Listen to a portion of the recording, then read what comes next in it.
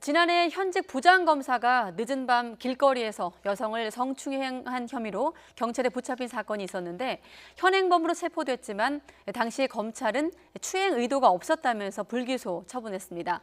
내부 징계 역시 경징계인 감봉에 그쳤습니다.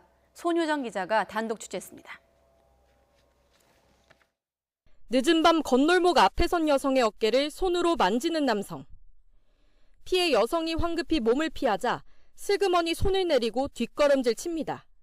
지난해 6월 성추행 혐의로 현행범 체포된 부산지검 부장검사 A씨로 당시 피해 여성은 수백 미터나 쫓김을 당했다고도 진술했습니다. 경찰은 추행 혐의를 인정해 기소 의견으로 사건을 검찰에 넘겼지만 검찰은 길을 물어보려 했다던 A 검사의 주장을 받아들여 혐의가 없다고 보고 재판에 넘기지 않았습니다. 그러나 징계는 피하지 못했습니다.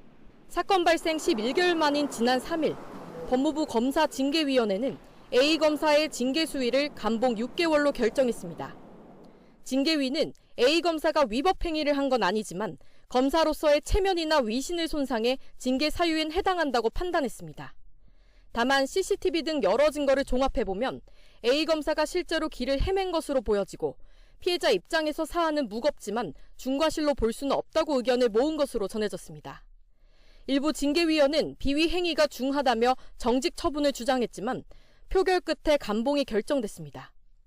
감봉은 해임이나 면직, 정직과 같은 중징계보다 비교적 낮은 경징계로 분류됩니다. 매우 유감스럽고 저희가 몇 번에 걸쳐서 저희 의견을 전달하고 그런 식으로 무마해서는 안 된다라고 이야기를 했는데 여전히 검찰이 전혀 변하지 않고 있다. 당시 부장검사였던 A씨는 사건 발생 후 2개월 동안 직무 정지됐다가 다른 검찰청으로 발령받은 뒤 부부장 검사로 강등된 것으로 알려졌습니다. A 검사의 징계 처분 결과는 조만간 관보에 게재될 예정입니다.